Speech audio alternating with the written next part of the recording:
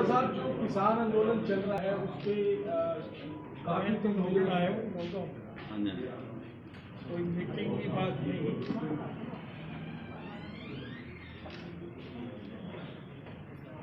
रिश्तेदारी में एक डेथ होगी, कब मिलन आयो। अच्छा जी। वापस जाना तो गाँव के रास्ते में सरसों में भी राणा साहब का है। कोई मेरी मीटिंग नहीं है। ये कोई खास बात पूछनी है तो बोलो। डेडलॉक लगा हुआ है, काफी दिनों से किसान बैठे हैं बॉर्डर पर। बातचीत 11 दौर की हुई, लेकिन अभी तक कोई हल नहीं निकल रहा। कैसे देखते हैं आप?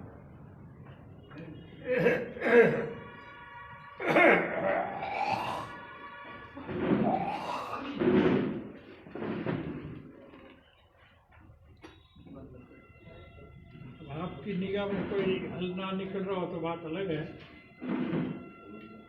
बाकी हल तो निकल गया। सरकार की जो नीयत थी उसको लोगों ने आपसी प्रेम प्यार और भाईचारे से मिलजुल करके साथ किया। यह आपकी प्रत्यक्ष में देखने की बात है कि हरियाणा और पंजाब में जो थोड़ी बहुत कटुता थी वो समाप्त होगी, नहीं होगी। हाँ जी। अब दोनों प्रदेश के लोग आपसी प्रेम प्यार और भाईचारे से मिलजुल करके लड़ाई करते हैं। मौजूदा सरकार की नीति के उल्लेख है कि लोगों को आपस में लड़ाओ, फूट डालो और राज करो। इस मामले में आज मेरे कहने की आवश्यकता नहीं, आप सबसे ज्यादा वाकिफ हो।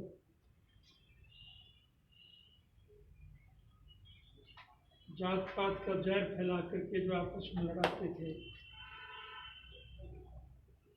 उनके मुंह पर लोगों ने करारी चपत मारी। सही मायनों में हमारा देश कृषि प्रधान देश है और इस देश की अर्थव्यवस्था केवल खेती पर टिकी है। किसान अगर खुशहाल है तो देश मालामाल, और किसान की हालत सरकार के द्वारा खराब करने की चेष्टा की जा रही है। खेती करने वाले किसान के रास्ते में ऐसी दिक्कतें खड़ी कर दी,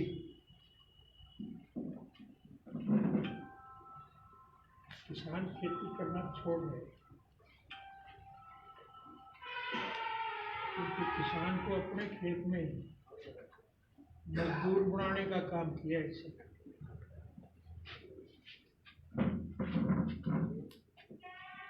हमें इस बात में प्रसन्नता है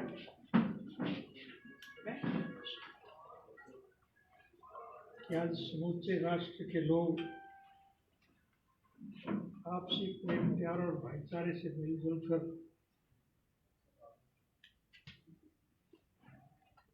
राष्ट्र का भविष्य उज्जवल बनाने में लगे। सत्ता में बने हुए लोग तो जात पात का जहर फैला करके आपस में लड़ाने का काम करते थे, उनके मुंह पर लोगों ने करारी चपत मारने का काम।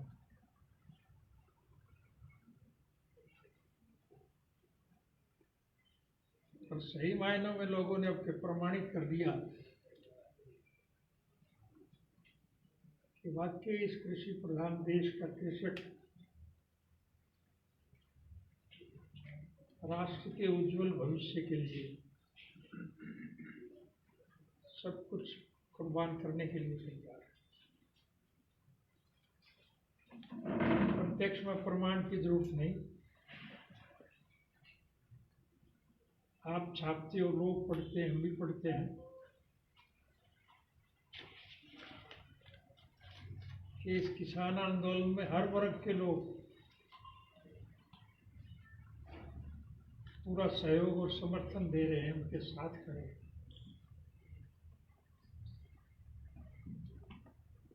क्योंकि सरकार के गलत निर्णयों की वजह से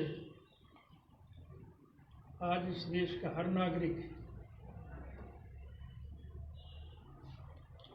चाहे कारखानेदार है चाहे दुकानदार, हर आदमी परेशान है। ये जो 3 कानून उन्होंने विपक्ष के लोगों को बाहर निकाल करके मनमर्जी से पास किए हैं, इससे पूरा राष्ट्र बर्बाद हो जाएगा। इसलिए लोगों ने अब एक मन बना लिया कि सरकार का अंत किया जाए।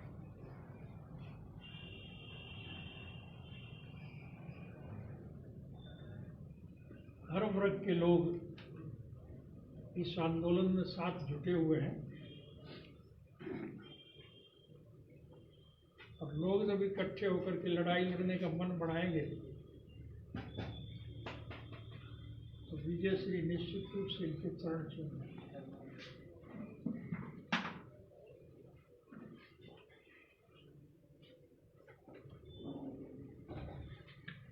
किसानों के इस आंदोलन में हरियाणा प्रदेश में ही नहीं परंतु पूरे देश के अंदर इन्होंने पहल की है। एकमात्र विधायक थे, उन्होंने इस्तीफा दे दिया। इसकी प्रदेश की राजनीति पे क्या असर रहेगा? ये कोई पहला निर्णय नहीं है।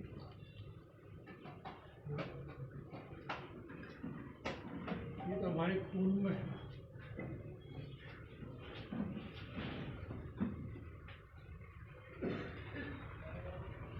चौटाला साहब, हरियाणा सरकार है, गठबंधन सरकार का किरदार कैसे देखते हो आप इस पूरे आंदोलन में? हरियाणा में जो गठबंधन सरकार है, इसका किरदार कैसे देखते हो आप पूरे किसान आंदोलन में? लगातार उन्होंने रोकने की भी कोशिश की है आंदोलन को।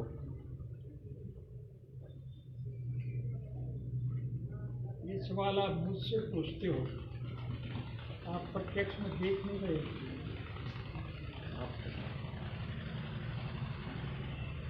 गठबंधन की सरकार जो है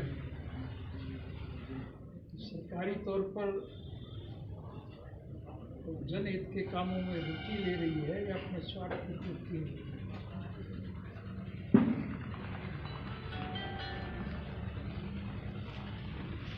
हमारा किसी से कोई द्वेष नहीं, तो राष्ट्र के हित के लिए देश के लोगों को जागृत करने का काम कर रहे हैं। जैसा कि मैंने बताया, हमें इस बात की प्रसन्नता है कि हमारे निर्णय की हर आदमी आज सराहना कर रहा है और मुझे खुशी है सारे देश के लोग इकट्ठे हैं।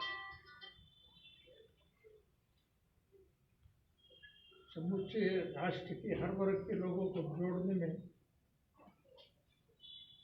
अगर सबसे ज़्यादा योगदान है इस मौजूदा सरकार का है, क्योंकि इस सरकार के गलत निर्णयों की वजह से हर आदमी परेशान है और हर नागरिक ने एक मन बना लिया है इस सरकार का अंत किया जाए।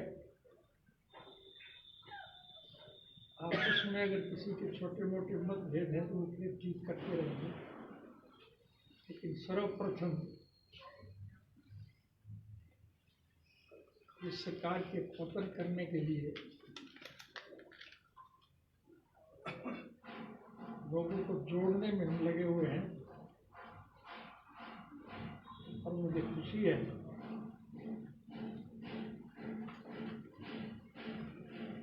हमारी पार्टी जो चौधरी देवीलाल का लगाया हुआ एक पौधा है, उनकी नीतियों का अनुसरण करने के लिए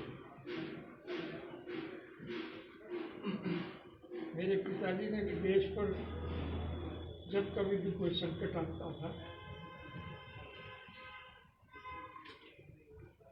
न सिर्फ विधानसभा की मेंबरी और लोकसभा की मेंबरी से त्याग पत्र देना,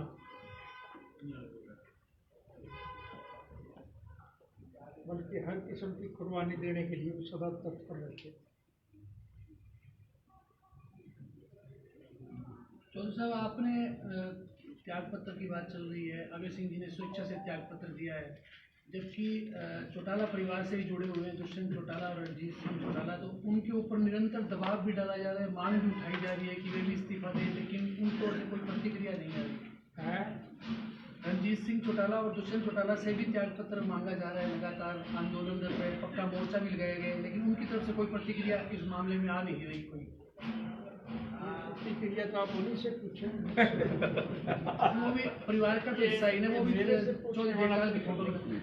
आप गलत जगह सवाल कर रहे हैं। मुझसे पूछने के बजाय आप रणजीत और दुष्यंत को जानते नहीं, निरंतर यहाँ रहते। मैं तो कभी बहुत मुश्किल से अवसर मिलता है जब भागता था। चौटाला साहब, आप पिछली दफा आए थे तो उस दौरान आपने कहा था, उनसे पूछो कोई ऐसी बात पूछो। चौटाला साहब आप पिछली दफा आए थे, आपने ये कहा था भी देश का और प्रदेश का राजनीतिक परिदृश्य इस टाइप का कि मध्यावधि चुनाव हो सकते हैं, तो आज के हालात पे क्या लग रहा है आपको? आपको दिखाई नहीं दे रहा क्या? ये केवल मुझे ही दिखाई नहीं दे रहा, आपको भी दिखाई देता होगा कि हालात इस किस्म के बढ़ते जा रहे हैं, तो निश्चित रूप से मध्यावधि चुनाव होंगे। और अब तो ऐसे हालात बढ़ते जा रहे हैं, केवल हरियाणा प्रदेश में नहीं, समूचे राष्ट्र में भी मध्यावधि चुनाव हो सकते हैं, और कोई हल ही नहीं है। सारे देश, हर नागरिक मौजूदा शासन तंत्र से मेरी सरकार को बदलने का जब मन बनाए बैठा,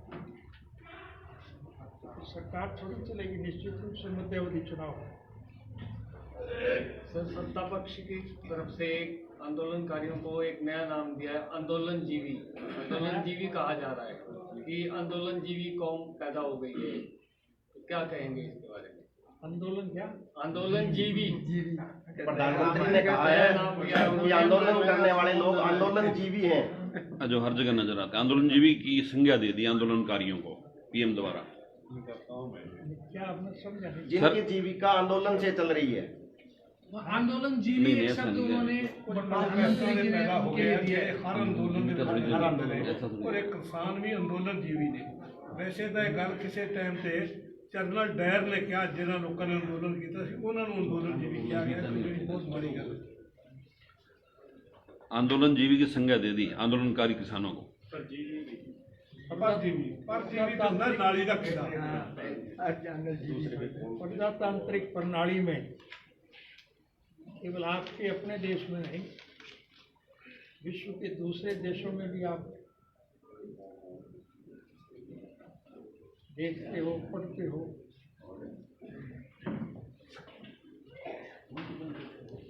राष्ट्र के उज्जवल भविष्य के लिए, लोगों के अच्छे जीवन प्रवाह के लिए सिवाय आंदोलन की और तो कोई रास्ता ही नहीं।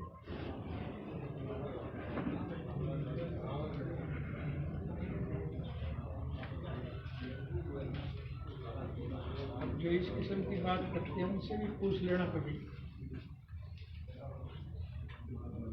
क्या तुम्हारी पार्टी ने भी कभी प्रजातांत्रिक प्रणाली को कायम रखने के लिए कोई आंदोलन किए थे, कोई लड़ाई लड़ी थी? और अगर उनका जनतंत्र में विश्वास नहीं है तो फिर जनतांत्रिक तरीके से जो सत्ता में बने बैठे हैं उन्हें छोड़ देनी चाहिए। सर, एक पीछे बयान आया था डॉक्टर अजय चौटाला का, वो कह रहे हैं संविधान में ये जो कानून बनाया है संशोधन हो सकता है, कानून बदले नहीं जा सकते, क्या कहेंगे वापस? उनका बयान आया था कि कानून में संशोधन हो सकते हैं, बदले नहीं जा सकते, वापस नहीं लिए जा सकते। डॉक्टर किसका बयान था? अजय सिंह चौटाला का सर। सवाल नहीं है, इसका क्या जवाब दूंगा? उनका कहना था आपको पूछने में तो संकोच करना चाहिए। चौटाला साहब, इलाहाबाद सीट हमेशा ही इनेलो के खाते में आई है, चाहे आप विधायक हो, चाहे भागीराम हो, चाहे आपके छोटे बेटे अभय सिंह चौटाला हो, तो इस बार क्या प्लानिंग रहेगी? इस वक्त तो सीट खाली है और मान के ये चलना चाहिए कि बंगाल विधानसभा के जब चुनाव घोषित होंगे, हमारे देश के सिस्टम के मुताबिक किसी भी रियासत के जब चुनाव होते हैं तो बाकी देश में जो कोई सीटें खाली होती हैं उनके भी चुनाव साथ होते हैं। इलाहाबाद का तो चुनाव होगा ही। चुनाव में इलाहाबाद के मतदाता क्या निर्णय लेंगे ये तो उनकी मर्जी पे है, उनकी मंशा पे है। लेकिन मैं बड़े गर्व और फख्र के साथ कह सकता हूँ कि इस क्षेत्र के लोगों ने सदा हमारी पार्टी का साथ दिया है। निश्चित रूप से वो जब चुनाव होंगे तो हमारी पार्टी के प्रत्याशी का समर्थन करें।